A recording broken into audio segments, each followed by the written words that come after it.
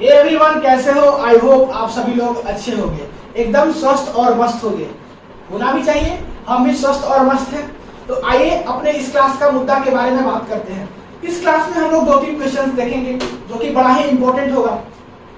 ये क्वेश्चंस उन बच्चों के लिए ज्यादा इंपॉर्टेंट है जो बच्चे अभी नीट का तैयारी कर रहे हैं। किसका तैयारी कर रहे हैं? नीट का।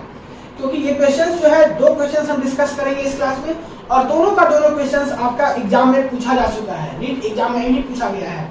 हम सबसे फर्स्ट क्वेश्चंस की बात करें तो ये क्वेश्चन जो है आपका नीट यूजी 2021 पेपर 2 में पूछा गया है। तो ये सब कैसे हम कॉन्सेप्ट को यूज करके क्वेश्चंस बनाएंगे उसको आपको देखना है, ठीक है। इंपॉर्टेंट इसलिए है क्योंकि ये क्वेश्चंस इस टाइप का आया हुआ है, तो हो सकता है कि आपके टाइम भी आ जाए। तो इसके लिए आपको क्या होना है? प्रिपेयर्ड होना है पहले से ही कि इस टाइप के क्वेश्चंस को कैसे बनाते हैं, ठीक है। तो इस क्वेश्चंस में क्या पूछा गया है उसको देखते हैं और उसको हम लोग क्या करते हैं, कॉन्सेप्ट्स को यूज करके बनाते हैं जो कुछ अभी तक पढ़े हुए हैं। तो आइए बात करते हैं अब हम लोग क्वेश्चंस के ऊपर कि क्वेश्चंस में क्या पूछा गया है। आपको बता दें कि क्वेश्चंस को आपको 2-3 बार पढ़ना है, उसी से आपको आंसर का डायरेक्शन मालूम चल जाएगा कि आपको किधर जाना है। क्वेश्चन से पूछा गया है equivalent weight of the salt. Salt का आपको क्या करना है? इक्विवेलेंट वेट पता करना है, ठीक है। अब वो सॉल्ट कौन सा है? सॉल्ट है आपका KHC2O4.H2C2O4.4H2। ये आपका क्या है? सॉल्ट है। इसी का आपको क्या करना है? इक्विवेलेंट वेट पता करना है। यूज्ड एज रिड्यूसिंग एजेंट, जबकि ये सॉल्ट कैसा यूज हो रहा है? रिड्यूसिंग एजेंट के जैसा। तब इसका क्या करना है? इक्विवेलेंट वेट पता करना है। आपको बता दें कि आप एक जनरल फार्मूला पढ़े होंगे इक्विवेलेंट वेट का, उसी को हम लोग यहाँ पे थोड़ा सा कॉन्सेप्ट के फॉर्म में यूज करेंगे। इक्विवेलेंट वेट क्या होता है? इक्विवेलेंट वेट होता है आपका molecular weight by n factor. ये फार्मूला आप सभी लोग पढ़े होंगे, नहीं ये तो पढ़े ही होंगे, सभी लोग पढ़े होंगे। तो इसी फार्मूला से हम इसका आंसर को सोचेंगे कि कैसे आएगा इसका आंसर। देखिए equivalent weight equals to molecular weight by n factor होता है। यहाँ पे हम बात करें तो आपका ऑप्शन में दिया हुआ है molecular weight bye 1, molecular weight bye 2, molecular weight bye 3, molecular weight bye 4। Means ये तो क्लियर हो गया कि आपको मॉलिक्यूलर वेट पता नहीं करना है। यहाँ पे आंसर को देख के ये चीज आप बता सकते हो। आपको केवल क्या पता करना है? n फैक्टर, कि n फैक्टर क्या होगा। तो इसी फॉर्मूला को यूज करके हम कॉन्सेप्ट को डेवलप करेंगे। मींस n फैक्टर निकालने का तरीका को देखेंगे कैसे n फैक्टर तक हम पहुंचेंगे। बात करें कि ये सॉल्ट कैसा बिहेव कर रहा है? रिड्यूसिंग एजेंट के जैसा बिहेव कर रहा है। और रिड्यूसिंग एजेंट क्या होता है? जो दूसरों को क्या करे? रिड्यूस करे और खुद ऑक्सीडाइज हो जाए, उसको क्या बोलते हैं? Reducing agent. तो इसको एक लाइन लिख लीजिए, आपको याद रहेगा नहीं, क्योंकि ये टाइप का क्वेश्चन अक्सर पूछा जाता है, इसलिए आपको थोड़ा सा एक क्वेश्चन पे ज्यादा ध्यान देना है। इस टाइप का फिर जितना क्वेश्चन आएगा सारा कुछ बनने लगेगा। रिड्यूसिंग एजेंट की बात करें तो क्या होता है? विच reduces other compound and itself get oxidized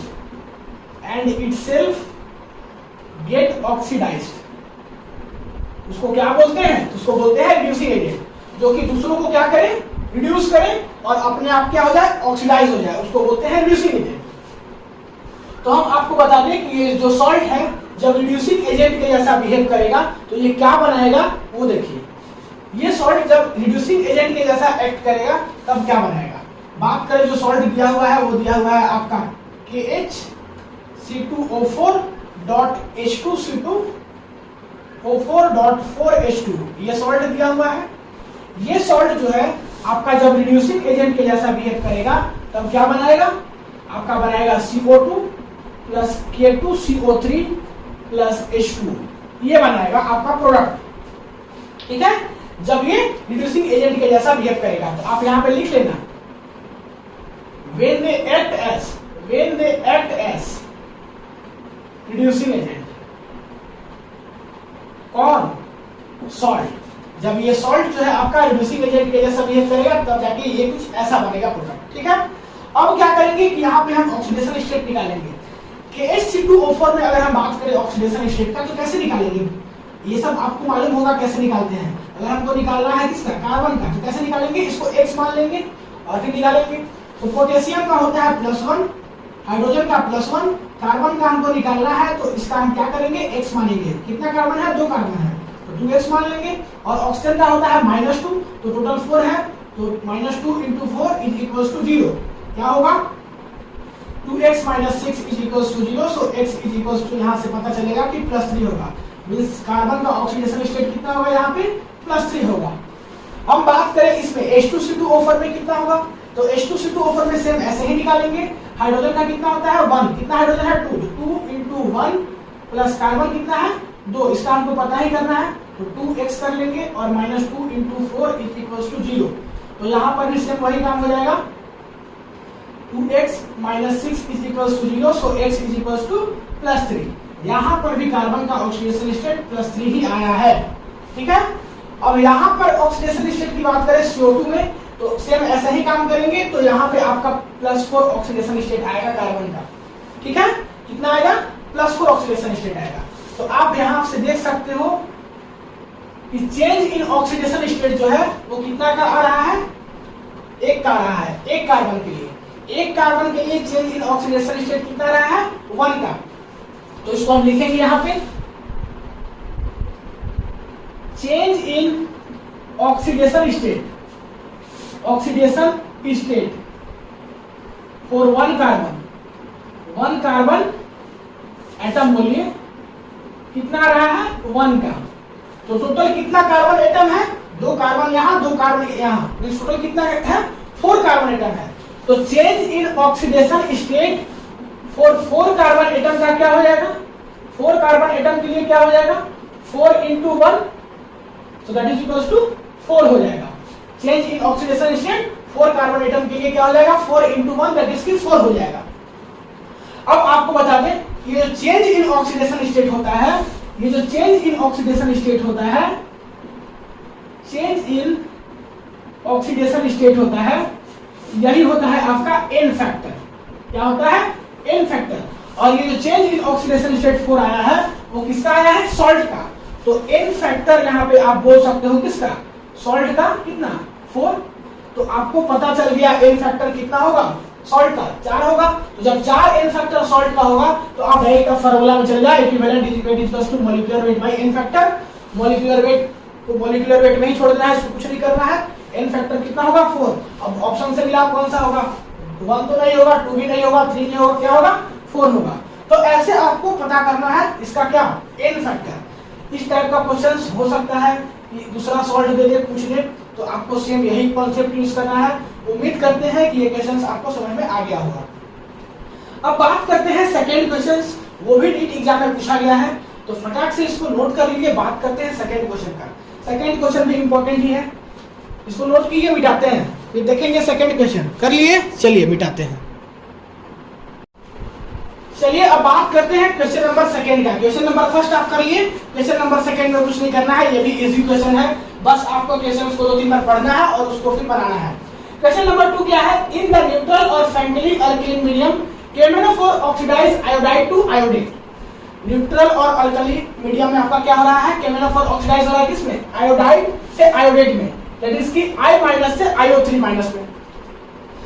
The change in oxidation state of manganese in this reaction, तो आपको बताना है कि मैंगनीज का ऑक्सीडेशन स्टेट कितना चेंज हो रहा है। ठीक है, तो यहाँ पे देखिए बच्चे लोग को डर क्या लगता है, इसे लगता है न्यूट्रल और फ्रेंडली अल्कली मीडियम से। ठीक है, तो ये कुछ बस डरवाने के लिए लिख दिया हुआ होता है, इसका ज्यादा कुछ यूज नहीं है यहाँ पे, बस आपको जानना है कि अल्कली मीडियम है, नहीं फ्रेंडली अल्कली मीडियम है। ये क्वेश्चंस भी आपका नीट यूजी 2022 में पूछा गया है, तो बड़ा इंपॉर्टेंट क्वेश्चंस है। हो सकता है कि आपका लक बेटर हो तो इस टाइप का क्वेश्चंस आपके टाइम भी आ जाए, तो आप थोड़ा सा ध्यान से देखना। और इस टाइप का नहीं आएगा तो इससे थोड़ा सा हटके, मतलब इससे कुछ रिलेट होकर जरूर आएगा। तो अब हम बात करते हैं कि इसका आपको चेंज इन ऑक्सीडेशन स्टेट पता करना है मैंगनीज का। आपके पास यहाँ पे कितना ऑप्शन है, 4 ऑप्शन है। चारों में से क्या होगा, हम चारों को टिक कर रहे हैं, गड़बड़ हो जाएगा फिर बाद में। तो चारों में से क्या होगा आपको पता करना है। ठीक है, तो इस कॉन्सेप्ट के लिए हम क्या करेंगे, आपको एक की कॉन्सेप्ट देंगे, नहीं आपको बता दें कि अगर आपका क्वेश्चन में न्यूट्रल और फ्रेंडली अल्कली मीडियम रहेगा तब ये आपको कॉन्सेप्ट यूज करना है जो हम दिए हैं। तो KMnO4 क्या होगा, कैसे कन्वर्ट होगा न्यूट्रल और फ्रेंडली अल्कली मीडियम में, KMnO4 माइनस जो है मींस आपका MnO4 माइनस जो है वो कन्वर्ट होगा MnO2 में। नहीं, दैट इज की पर मैग्नेट कन्वर्ट होता है किसमें, MnO2 में। आपको बता दें कि यहाँ पे हम लोग नॉर्मली कुछ नहीं करने वाले हैं, ऑक्सीडेशन स्टेट निकालेंगे इसका, इसमें मैंगनीज का ऑक्सीडेशन स्टेट निकालेंगे और इधर भी मैंगनीज का MnO2 में भी निकालेंगे। जो ऑक्सीडेशन स्टेट आएगा उसी से हम पता कर लेंगे कि चेंज इन ऑक्सीडेशन स्टेट क्या रहा है। तो ये कॉन्सेप्ट बस लग रहा है आपका न्यूट्रल और फ्रैंकली अल्कलीन मीडियम दिया रहे तब उसके लिए, नहीं तो हमको ये कॉन्सेप्ट नहीं लगाना है, ये की कॉन्सेप्ट हम बस उसी के लिए दे रहे हैं। तो यहाँ पे क्या होगा कि ऑक्सीडेशन स्टेट हम लोग कैसे निकालेंगे, जिसका निकालना होता है उसको x मानना होता है। तो हम मान ले रहे हैं मैंगनीज का x और यहाँ पे ऑक्सीजन का कितना होगा -2 होता है। तो -2 कितना आइटम है 4 है और इसके ऊपर क्या है -1 चार्ज है, तो इसको हम मान लेंगे -1। ठीक है, तो यहाँ से क्या होगा x - 8 = -1। सो इधर आप इसको कन्वर्ट कीजिए, मतलब इधर भेजिएगा, इस इक्वल्स टू इधर, तो क्या आ जाएगा +8 आ जाएगा, मींस यहाँ x = +7 हो जाएगा। तो यहाँ से आपको पता चल गया कि मैंगनीज का कितना ऑक्सीडेशन स्टेट है, +7 ऑक्सीडेशन स्टेट है। ठीक है, तो ये हुआ MnO4- का, दैट इज की MnO4- का क्या हुआ, ऑक्सीडेशन स्टेट हुआ। अब बात करते हैं MnO2 में। MnO2 में सेम काम करेंगे। यहाँ पे देखिए x मान लेंगे इसको और ऑक्सीजन का -2 होता है, 2 एटम है 2 और इधर कोई चार्ज नहीं है 0। तो यहाँ पे अगर हम पता करें तो x = +4 हो जाएगा, मींस यहाँ पे आपका ऑक्सीडेशन स्टेट मैंगनीज का +4 आ रहा है। अब आपको चेंज इन ऑक्सीडेशन स्टेट को पूछेगा तो कहां से कहां हो रहा है, +7 से +4। ठीक है, तो आप यहाँ पे ऑप्शन मिला सकते हो कि कौन सा ऑप्शन सही है, +7 से +4, ऑप्शन नंबर 4। तो ये हुआ आपका आंसर। इसका देखिए सीधा कॉन्सेप्ट यही है कि Mn जो है +7 मैक्सिमम 3 इलेक्ट्रॉन लेकर के Mn+4 बनाता है, और कुछ आपको याद नहीं रखना है। ठीक है, सब न्यूट्रल और फ्रैंकली अल्कलीन मीडियम में, बस, और आपको कुछ ध्यान नहीं देना है। तो ये चीज समझ में आ गया। अब बात करते हैं, अगर आपको एक्सप्लेनेशन चाहिए तो एक्सप्लेनेशन के फॉर्म में भी आपको बता दे रहे हैं। एक्सप्लेनेशन के लिए कुछ नहीं करना है, यहाँ पे लिखा हुआ है in the oxidation reactions of iodide to iodate KMnO4 iodide I- that is the iodide ion to IO3- that is the iodate ion।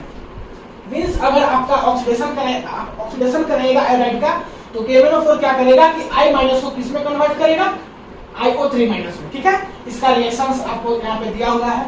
तो यहाँ पे देखिए 2 KMnO4 है, H2O के साथ रिएक्शंस कर रहा है और Ki के साथ, तो क्या बना रहा है 2MnO2 + 2KOH + KiO3। आप यहाँ पे देखो सीधा कॉन्सेप्ट यूज किए हैं कि MnO4 किस में कन्वर्ट हो रहा था, MnO2 में। तो वही हम यहाँ पे काम किए हैं कि MnO4- जो है कन्वर्ट हो रहा है MnO2 में। वहाँ पे लिखा हुआ है रिएक्शन, इसके चलते पूरा KMnO4 लिखा हुआ है। यहाँ हमको जिससे मतलब है हम सीधा इसको पर मैग्नेट आयन के फॉर्म में लिखे हैं। ठीक है, तो इसको आप रिलेट करके देख सकते हो, ये रिएक्शन होगा। और आप यहाँ देख लो कि यहाँ पे आपका I- जो है क्या हो रहा है, कन्वर्ट हो रहा है किसमें, IO3- में, दैट इज की आयोडाइड आयन किसमें कन्वर्ट हो रहा है, आयोडेट आयन में। अब देखिए यहाँ पे इसमें हम रिएक्टेंट साइड में पता कर लेंगे कि मैंगनीज का कितना ऑक्सीडेशन स्टेट होगा, और प्रोडक्ट साइड में पता कर लेंगे कि मैंगनीज का कितना ऑक्सीडेशन स्टेट होगा, जो आएगा वही चेंज इन ऑक्सीडेशन स्टेट होगा। तो यहाँ पे रिएक्टेंट साइड में पता करेंगे, रिएक्टेंट साइड में पता करेंगे तो हम क्या करते हैं, मैंगनीज का हम क्या मानेंगे, मैंगनीज का मानेंगे x। तो आपको बता दें कि पोटेशियम का होता है 1, मैंगनीज का अगर हम बात करें तो मैंगनीज का हमको मानना है x, और फिर यहाँ पे ऑक्सीजन की बात करें तो इसका होता है -2। टोटल कितना एटम है, 4 एटम है। तो यहाँ से आप पता कर सकते हो, इधर 0 हो जाएगा क्योंकि इसके ऊपर कोई चार्ज नहीं है। तो यहाँ से आप पता कर सकते हो कि यहाँ पे टोटल कितना होगा, +7 होगा, ये 8 हो जाएगा और इसमें से -1 करेंगे तो +7 हो जाएगा। मींस यहाँ पे आपका +7 ऑक्सीडेशन स्टेट है मैंगनीज का। और यहाँ पे देखो क्या आया, +4 आया। +4 कहाँ से आया, MnO2 का देखो यहाँ पे निकाल दिए हैं, तो इसी से यहाँ पे हम क्या लिख देंगे, +4 आया। ठीक है, तो चेंजेस क्या हुआ, +7 से +4 हुआ। ठीक है, आप इसको वही बात यहाँ पे हम लिखे हैं कि अगर आप रिएक्टेंट साइड में जाइएगा तो रिएक्टेंट साइड में KMnO4 का क्या होगा, +7 आएगा, और प्रोडक्ट साइड में MnO2 का क्या आएगा, +4 आएगा। तो चेंजेस कहां से कहां हो रहा है, +7 से +4 हो रहा है। तो आप देखिए कौन सा ऑप्शन सही है, इस हिसाब से भी +7 से +4। ये शॉर्ट ट्रिक हो गया और ये आपका एक्सप्लेनेशन के फॉर्म में हो। तो उम्मीद करते हैं कि आपको ये समझ में आ गया होगा। तो मिलते हैं अगले क्लास में नए क्वेश्चन के साथ, तब तक के लिए पढ़ाई करते रहिए। All the very best.